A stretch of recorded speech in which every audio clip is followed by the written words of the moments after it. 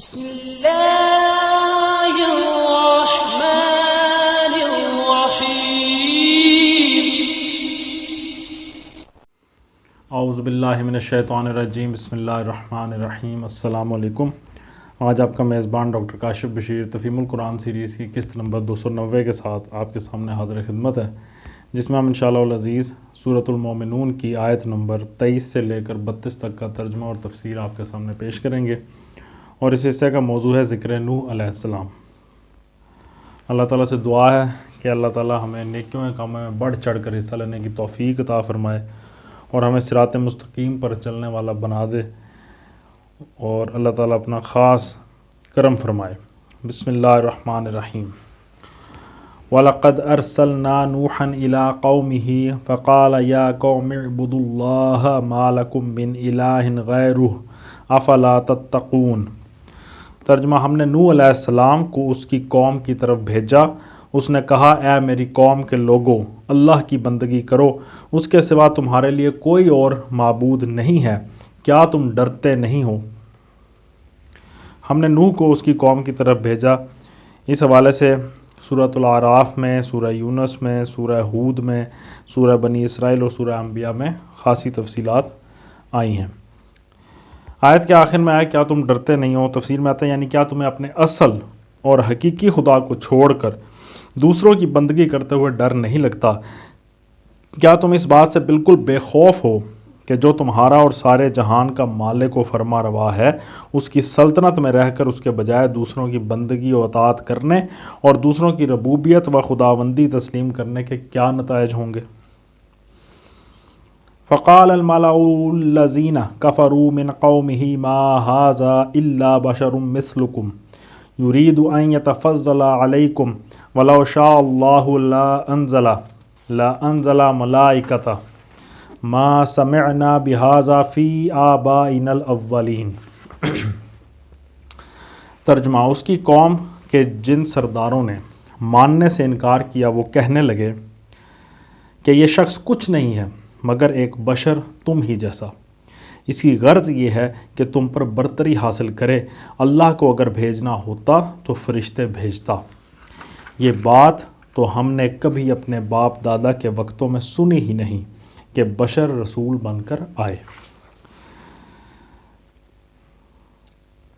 آیت میں جو اعتراض کیا گیا کہ یہ شخص کچھ نہیں ہے مگر ایک بشر تم ہی جیسا، اس حوالے سے تفسیر میں آیا کہ یہ خیال تمام گمراہ لوگوں کی مشترک گمراہیوں میں سے ایک ہے کہ بشر نبی نہیں ہو سکتا اور نبی بشر نہیں ہو سکتا۔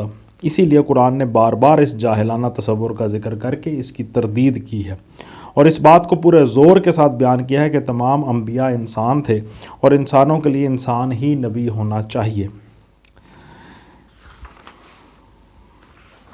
اس حوالے سے قرآن مجید میں جہاں اور جگہ پہ آیا کہ سورۃ الاعراف کی آیات 63 سے 69، سورہ یونس میں آیت نمبر 6، سورہ ہود میں 37 آیت نمبر 27 سے 31، سورہ یوسف میں 109 نمبر آیت، سورہ رعد میں آیت نمبر 38، سورہ ابراہیم میں آیت نمبر 10 اور 11، سورہ النحل میں آیت نمبر 43، سورہ بنی اسرائیل میں 94 95، الکہف میں 110، الانبیاء میں 3 سے لے کر 34 تک، المومنون میں 33 34 اور پھر 47 میں، سورہ الفرقان میں 7 سے لے کر 20 تک، سورہ شعراء میں آیت نمبر 154 سے لے کر 186 تک، سورہ یاسین کی آیت نمبر 15 اور سورہ حامیم السجدہ کی آیت نمبر 6، ان تمام میں یہ مضمون آیا ہے۔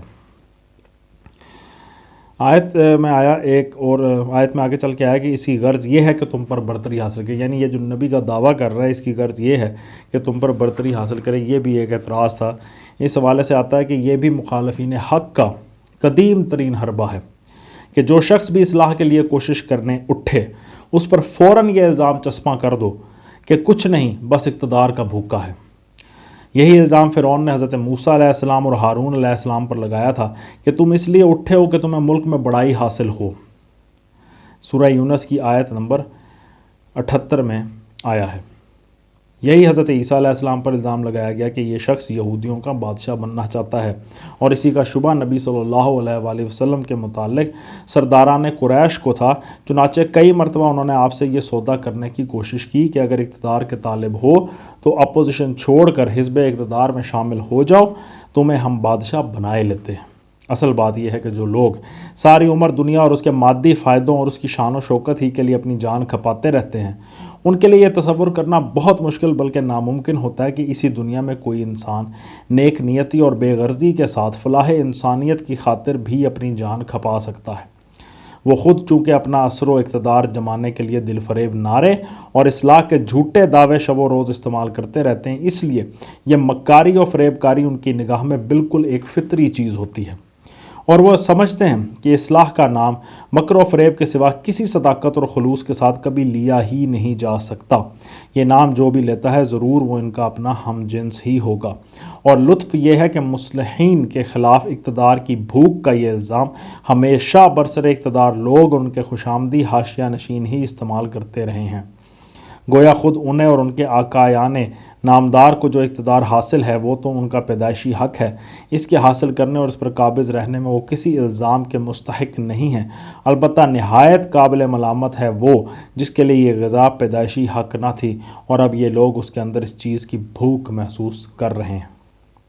इस जगह ये बात भी अच्छी तरह समझ लेनी चाहिए कि जो शख्स भी राइजुल वक्त निज़ाम ज़िंदगी की ख़राबियों को दूर करने के लिए उठेगा और उसके मुकाबले में इस्लाही नज़रिया और निज़ाम पेश करेगा, उसके लिए बहरहाल ये बात नागुज़ीर होगी कि इस्लाह की राह में जो ताकतें भी सद्दे रहा हों उन्हें हटाने की कोशिशें करे और उन ताकतों को बरसर इक़्तिदार लाए जो इस्लाही नज़रिया और निज़ाम को अमलन नाफिज कर सकें। नीज़ ऐसे शख्स की दावत जब भी कामयाब होगी उसका कुदरती नतीजा यही होगा कि वो लोगों का मुक़्तदा व पेशवा बन जाएगा और नए निज़ाम में इक़्तिदार की बागें या तो उसके अपने ही हाथों में होंगी या उसके हामियों और पैरों के हाथों में उन पर काबिज़ होंगे। आखिर अंबिया और मुस्लिहीन आलम में से कौन है जिसकी कोशिशों का मकसद अपनी दावत को अमलन नाफिज करना ना था, और कौन है जिसकी दावत की कामयाबी ने फिल वाक़े उसको पेशवा नहीं बना दिया। फिर क्या यह अमर वाकई किसी पर यह इल्ज़ाम चश्मा कर देने के लिए काफ़ी है कि वो दरअसल इक़्तिदार का भूखा था और उसकी असल गर्ज वही पेशवाई थी जो उसने हासिल कर ली। ज़ाहिर है कि बदतैनत तो दुश्मनान हक़ के सिवा इस सवाल का जवाब कोई भी इस्बात में न देगा। हकीकत यह है कि इक़्तिदार के बजाय ख़ुद मतलूब होने और किसी मकसद खैर के लिए मतलूब होने में ज़मीन व आसमान का फ़र्क है। इतना ही बड़ा फ़र्क जितना डाकू के खंजर और डॉक्टर के निश्तर में है। अगर कोई शख्स सिर्फ इस बिना पर डाकू और डॉक्टर को एक कर दे कि दोनों बिलरादा जिस्म चीरते हैं और नतीजे में माल दोनों के हाथ आता है, तो ये सिर्फ उसके अपने ही दिमाग या दिल का तसव्वुर है, वरना दोनों की नीयत, दोनों के तरीक़े कार और दोनों के मजमूई किरदार में इतना फ़र्क होता है कि कोई साहिब अक़ल आदमी डाकू को डाकू और डॉक्टर को डॉक्टर समझने में गलती नहीं करता। अल्लाह को अगर भेजना होता तो फ़रिश्ते भेजता, ये भी एक एतराज़ है। तो ये इस अमर का खुला सबूत है कि कौम नूह अल्लाह ताला के वजूद की मुनकर ना थी। उसको पता था कि अल्लाह है, और ना ही वो इस बात की मुनकर थी कि रब्बुल आलमीन वही है और सारे फ़रिश्ते उसके ताबे फरमान हैं। इस कौम की असल गुमराही शिरक थी, ना कि इनकार खुदा। वो खुदाई की सिफ़ात और इख्तियारात में और उसके हकूक़ में दूसरों को उसका शरीक ठहराती थी।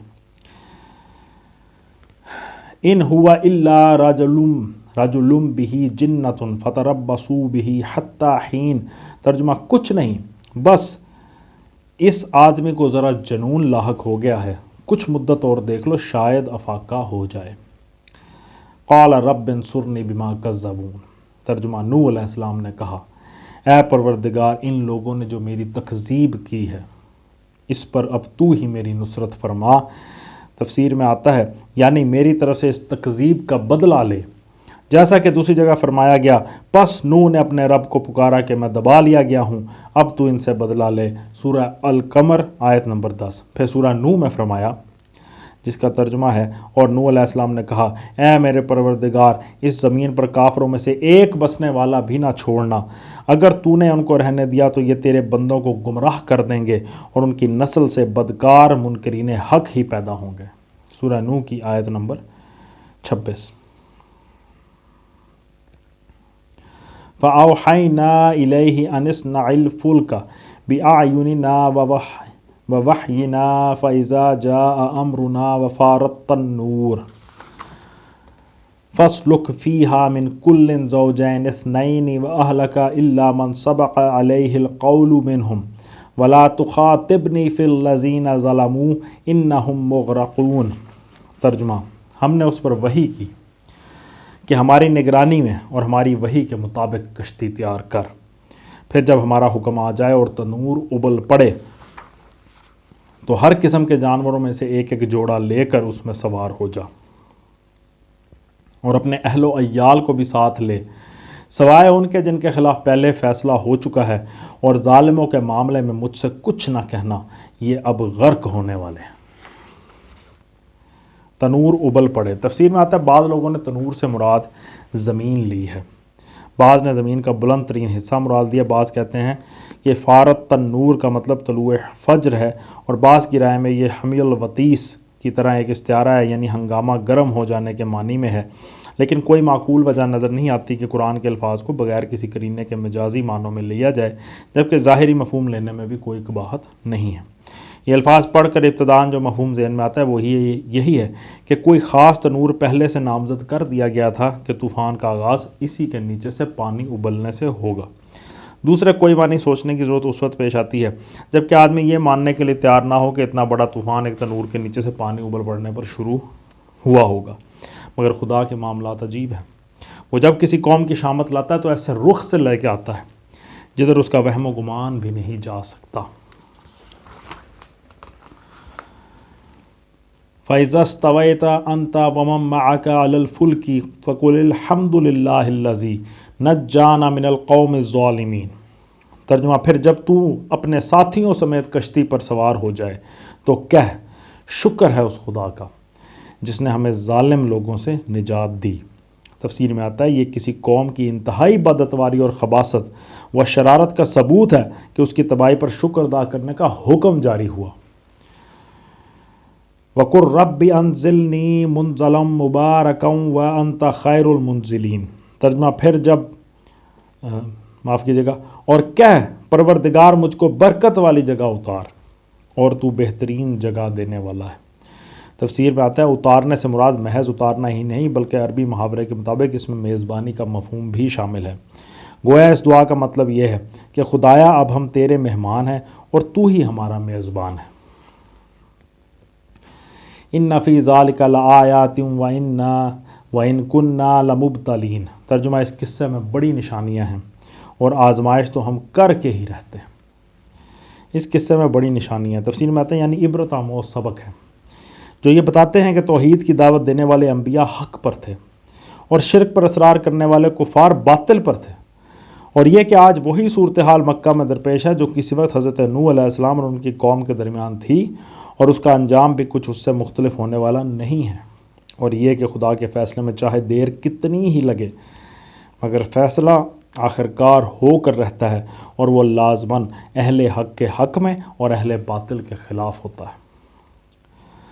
آزمائش تو ہم کر کے ہی رہتے ہیں، آیت کے آخر میں آیا۔ تفسیر میں آتا ہے دوسرا ترجمہ یہ بھی ہو سکتا تھا کہ آزمائش تو ہمیں کرنی ہی تھی، یا آزمائش تو ہمیں کرنی ہی ہے۔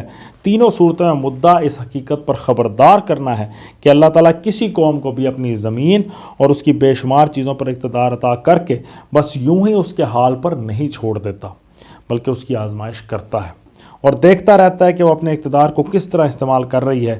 قوم نوح کے ساتھ جو کچھ ہوا اسی قانون کے مطابق ہوا، اور دوسری کوئی قوم بھی اللہ کی ایسی چہیتی نہیں ہے کہ وہ بس اسے خوان یغما پر ہاتھ مارنے کے لیے آزاد چھوڑ دے۔ اس معاملے سے ہر ایک کو لازماً سابقہ پیش آنا ہے، لازماً اس کی آزمائش ہونی ہے۔ ثم انشأنا من بعدهم قرنا آخرین۔ ترجمہ: اس کے بعد ہم نے ایک دوسرے دور کی قوم اٹھائی۔ تفسیر میں آتا ہے بعض لوگوں نے اس سے مراد قوم سمود لی ہے، کیونکہ آگے چل کر ذکر آ رہا ہے کہ یہ قوم صیحہ کے عذاب سے تباہ کی گئی، اور دوسرے مقامات پر قرآن میں بتایا گیا کہ سمود وہ قوم ہے جس پر یہ عذاب آیا۔ سورہ ہود کی آیت نمبر 27، سورۃ الحجر کی آیت نمبر 83، سورہ القمر کی آیت نمبر 31۔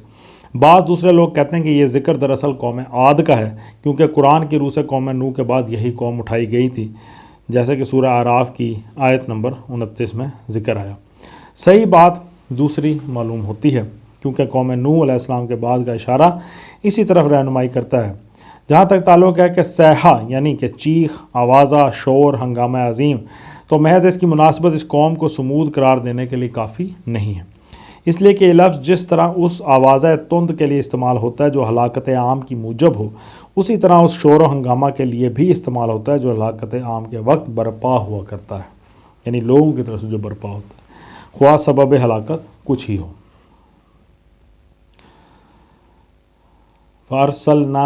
فارسلنا فیہم رسولا منہم ان اعبدوا اللہ ما لکم من الہ غیرہ افلا تتقون۔ ترجمہ، پھر انہوں نے خود انہی کی قوم کا ایک رسول بھیجا جس نے انہیں دعوت دی کہ اللہ کی بندگی کرو، تمہارے لیے اس کے سوا کوئی اور معبود نہیں ہے، کیا تم ڈرتے نہیں ہو؟ یعنی کہ ہر قوم کی طرف یہی مین پیغام بھیجا گیا۔ اللہ تعالیٰ سے دعا ہے کہ اللہ تعالیٰ ہمیں ایمان افروز کاموں میں حصہ لینے کی توفیق عطا فرمائے، دین کا بول بالا کرنے کے لیے صحیح سمت میں کام کرنے کی، صحیح سمت میں اپنی انرجیز، اپنی قوتیں لگانے کی توفیق عطا فرمائے۔ اسی دعا کے ساتھ آپ سے اجازت چاہیں گے۔ اپنا بہت خیال رکھیں۔ آپ لوگوں کا بہت بہت شکریہ۔ اللہ حافظ۔